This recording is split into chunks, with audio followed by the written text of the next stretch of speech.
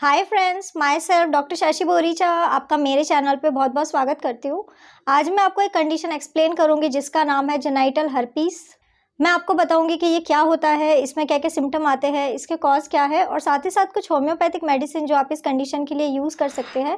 लेकिन उससे पहले आप प्लीज़ मेरे चैनल को सब्सक्राइब कर लीजिए और जो बेल आइकन है उसे प्रेस कर लीजिए ताकि आपको मेरे आने वाली वीडियोज़ का नोटिफिकेशन मिलता रहे। तो चलिए स्टार्ट करते हैं। सबसे पहले आखिर जेनाइटल हर्पीस क्या होता है। तो ये एक तरीके का सेक्सुअली ट्रांसमिटेड इन्फेक्शन है जो पर्सन को एक वायरस की वजह से होता है जिसे HSV वायरस कहा जाता है। ये कंडीशन एक बहुत ही कॉमन कंडीशन है और ज़्यादातर ये स्किन टू स्किन कांटेक्ट से हो सकता है या फिर अगर आप किसी पर्सन के साथ सेक्सुअल एक्टिविटीज़ को परफॉर्म करते हैं तब भी आपको ये कंडीशन हो सकती है। अब मैं आपको इसका सिम्टम बता देती हूँ कि अगर किसी पर्सन को जेनाइटल हर्पीस हुआ है तो उसमें आपको क्या क्या सिम्टम्स दिखाई देंगे। तो फर्स्ट इंपॉर्टेंट सिम्टम यही है कि पर्सन को जेनाइटल एरिया में पेनफुल ब्लिस्टर्स फॉर्म हो सकते हैं जिसमें फ्लूइड भरा होता है। इसके अलावा पर्सन को पेन इचिंग हो सकता है जेनाइटल के आसपास। पर्सन को जो ब्लिस्टर्स है वो जेनाइटल एरिया के अलावा उन्हें एनस या फिर माउथ में भी हो सकता है। जब किसी पर्सन को ब्लिस्टर्स होते हैं तो वो कई बार ब्रेक होने लग जाते हैं और उससे ब्लड आउट हो सकता है।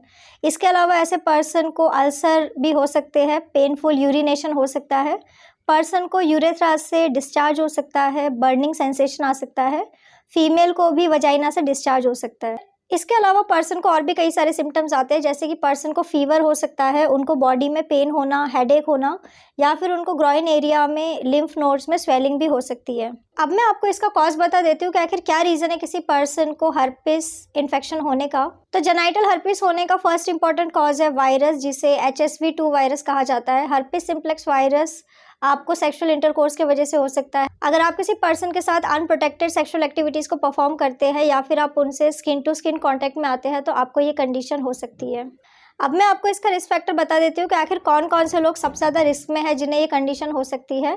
तो HSV वायरस ज़्यादातर उन लोगों में होता है जिनके मल्टीपल सेक्सुअल पार्टनर्स होते हैं या फिर जो बहुत कम एज से सेक्सुअल एक्टिविटीज़ को परफॉर्म कर रहे हैं। इसके अलावा अगर कोई पर्सन अनप्रोटेक्टेड ओरल, वजाइनल या फिर एनल एक्टिविटी करता है तो उनको भी ये कंडीशन हो सकता है। इसके अलावा अगर आपके पार्टनर ऑलरेडी इन्फेक्टेड है तो आपको ये बीमारी होने के चांसेस काफ़ी ज़्यादा बढ़ जाते हैं। इसके अलावा अगर आपको ऑलरेडी कोई दूसरी सेक्सुअली ट्रांसमिटेड इन्फेक्शन हुआ था तब भी आपके चांसेस बढ़ जाते हैं कि आपको हर्पीस हो जाए। अब मैं आपको कुछ होम्योपैथिक मेडिसिन बता देती हूँ जो आप इस कंडीशन के लिए यूज़ कर सकते हैं। तो मेडिसिन जैसे कि आप रेस्टॉक्स 30 मेडिसिन का यूज़ कर सकते हैं, आप टेलुरियम 30 मेडिसिन या फिर आप मक्सोल 30 मेडिसिन का यूज़ कर सकते हैं। ये सारी की सारी मेडिसिन आपको 4 ड्रॉप दिन में 2 बार डायरेक्ट अपने टंग के ऊपर यूज़ करना होगा। सो फ्रेंड्स, ये था जेनाइटल हर्पीस। मैंने आपको बताया कि ये क्या होता है, इसमें क्या क्या सिम्टम आते हैं, इसके कॉज क्या है और साथ ही साथ कुछ होम्योपैथिक मेडिसिन जो आप इस कंडीशन के लिए यूज़ कर सकते हैं। तो अगर आप किसी भी कंडीशन के लिए मुझसे कंसल्ट करना चाहते हैं तो आप मुझे मेरे व्हाट्सअप नंबर पे मैसेज कर सकते हैं, मैं आपको रिप्लाई करूँगी। तो अगर आपको मेरा ये वीडियो यूज़फुल और इन्फॉर्मेटिव लगा हो तो आप प्लीज़ इसको लाइक कर दीजिए और साथ ही साथ आप मेरे चैनल को सब्सक्राइब कर लीजिए और जो बेल आइकन है उसे प्रेस कर लीजिए ताकि आपको मेरे आने वाली वीडियोज़ का नोटिफिकेशन मिलता रहे। तो आज के लिए बस इतना ही। Thank you.